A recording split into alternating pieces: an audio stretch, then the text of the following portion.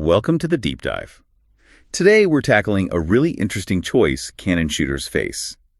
The EOS R7 versus the EOS R8. Yeah, it's tricky. Both fantastic cameras, but aimed at pretty different people, wouldn't you say? Absolutely. You look at the specs, and they seem, kind of comparable in power level. But dig deeper, and they're built for completely different ways of working. That's our goal today, right? To cut through that list of features and figure out the real-world trade-offs. Who is each camera really for? Exactly. Are you after that action, that wildlife reach? Or is it more about, say, content creation, maybe that full-frame cinematic look? And it all starts with the sensor, doesn't it? That's the fundamental fork in the road. It really is. APS-C versus full-frame. That one choice sets the stage for almost everything else. Let's dive into that first. Definitely the place to start. Once you get the sensor difference, the rest makes a lot more sense. Okay, section 1, the sensor showdown. So the R7, it's rocking that 32.5 megapixel APS-C sensor, high resolution. And the key thing there, especially for certain photographers, is the crop factor, that 1.6x. Right. So if you're shooting sports, wildlife, anything distant, really, that crop factor is like free reach, isn't it? It absolutely is. Your 200 millimeter lens suddenly behaves like a 320 millimeter. It gets you closer without needing, those massive, expensive, super telephoto lenses. And with 32.5 megapixels, you still got tons of detail, even with that crop. Room to crop more later if you need it. Exactly. It's built for magnification, for reach. No question. Okay, then we pivot to the R8. It's got a 24.2 megapixel full-frame sensor. Fewer pixels, but a bigger sensor area. And that bigger area is all about light gathering. That's the core trade-off. So what does that mean practically? Better low light? Yes, significantly better low-light performance generally. Also wider dynamic range, potentially. And crucially for many, that shallower depth of field. The creamy background look. Portraits, artistic shots, video. Precisely. You're trading the R7's reach for that refined image quality, that low light capability, and that subject separation. And you can see that low light advantage in the ISO specs too, right? You can. The R8's expanded ISO goes down to 50. The R7 starts at 100 on the low end. Oh. And beyond the numbers, users report the R8 is just really clean at higher ISOs. Less noise. So yeah, if light is challenging or you want that shallow depth of field, the R8 has the edge there. Got it.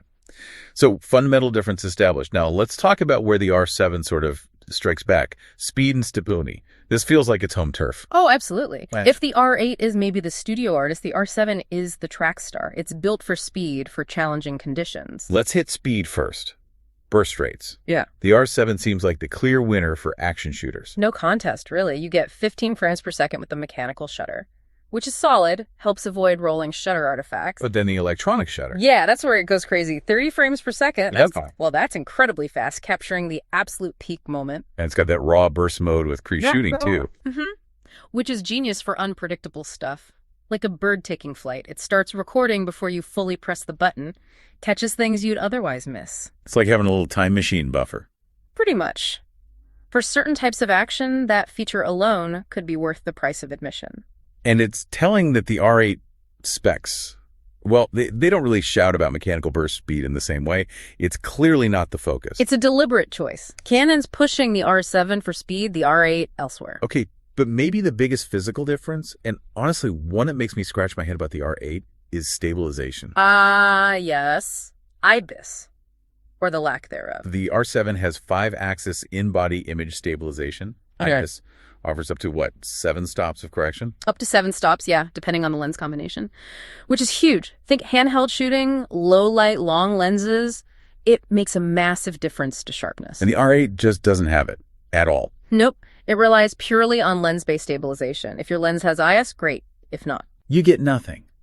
And for a full-frame camera, especially one that might appeal to, say, run-and-gun videographers or people wanting portability, that feels like a big omission.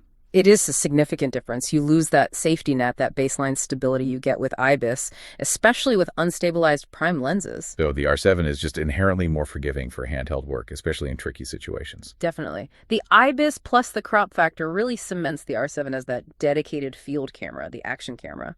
Okay, let's switch gears again. Let's talk autofocus and video, because this is where the R8 seems to really make its case, especially for content creators. Right. Both use Canon's excellent dual-pixel CMOS AF, but the R8 gets the newer generation. The R7 has, what, 651 AF zones? Still very good coverage. Very good.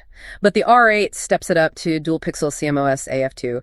That means 1,053 zones. Full frame coverage. It's stickier, more advanced. And the subject detection is more sophisticated on the R8 too. Yeah, this is interesting. Both do people, animals, dogs, cats, birds. Standard stuff now. But the R8 adds more. It adds vehicles like cars and bikes, and also trains, aircraft jets, and helicopters included, and even horses. Wow. Okay, so if you're shooting motorsports or air shows or equestrian events, the R8's AKEV is specifically trained for that. Exactly. It's a signal about who Canon thinks might use this camera. That level of specific detection is really aimed at making complex tracking easier, especially for video. Which brings us to video features. This seems like the R8's real knockout punch. It really is geared towards serious video work. First off, you get 6K oversampled 4K video up to 60p uncropped. Oversampled means sharper, cleaner 4K, right? Pulling for more sensor data. Precisely. But the operational killer feature, I think, is the recording time. Ah, the 2-hour limit you mentioned. Yes, up to 2 hours of continuous 4K recording. The R7, like many stills focus cameras, is often limited to around 30 minutes before stopping or potentially overheating. 2 hours versus 30 minutes. If you're shooting interviews, events, performances, that's night and day. It's the difference between constant anxiety about hitting record again and just professional reliability. Huge deal. And it has pro color options too. It does. Canon Log 3 for maximum dynamic range for color grading. HDR PQ for HDR workflows. That's serious flexibility in post-production. Plus, high frame rates for slow-mo. Yep, full HD, up to 180 frames per second, really smooth slow motion. And even things like a vertical video mode with aspect markers for social media content. So the R7's video is good. It has 4K 60, benefits from IBIS. Mm-hmm.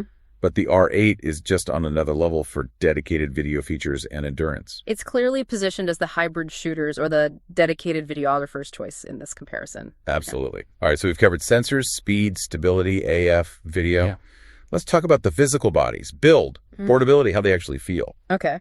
The R7 definitely feels more like a traditional DSLR replacement in some ways. Mm-hmm. It's about 1.1 pounds, body only, feels sturdy, rugged. Got that deeper grip, right? Better for big lenses. Exactly. It feels built for being out in the field, maybe getting knocked around a bit, comfortable for long shooting sessions with heavier glass. The R8, though, goes the other way. Completely. It's Canon's lightest full-frame RF mount camera. The whole emphasis is on portability, easy to carry, less bulk. But it still has the essentials. Viewfinder, articulating screen. Oh, yeah. It's got a good 0.39-inch OLED EVF, a nice 3-inch vari-angle touchscreen LCD. It's not stripped down in terms of core interface, just physically smaller and lighter. So we've talked specs and design philosophy. What are actual users saying? When you look at reviews and feedback, what are the common threads? Okay, for the R7, people really praise the 4K video quality, find the controls intuitive, and generally think it's amazing value for the performance, especially for wildlife or sports on a budget. Makes sense. Any common complaints? Yep. The main things that crop up are occasional rolling shutter artifacts, especially with fast panning in video or using the electronic shutter for stills.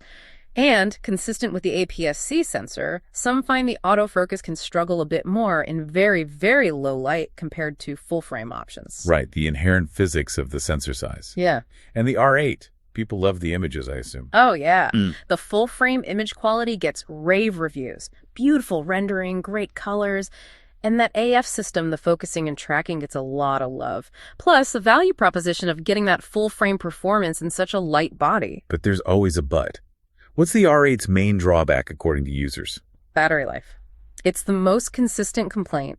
That smaller body means a smaller battery, and powering a full-frame sensor and all those advanced features, especially video, it drains quickly. So carrying multiple spare batteries is basically essential? Pretty much mandatory, yeah. It's the price you pay for that portability and power. Okay, let's bring it all together. Time for the verdict. So someone's listening right now, trying to decide, what's the final summary? It really does crystallize down to your main shooting priority.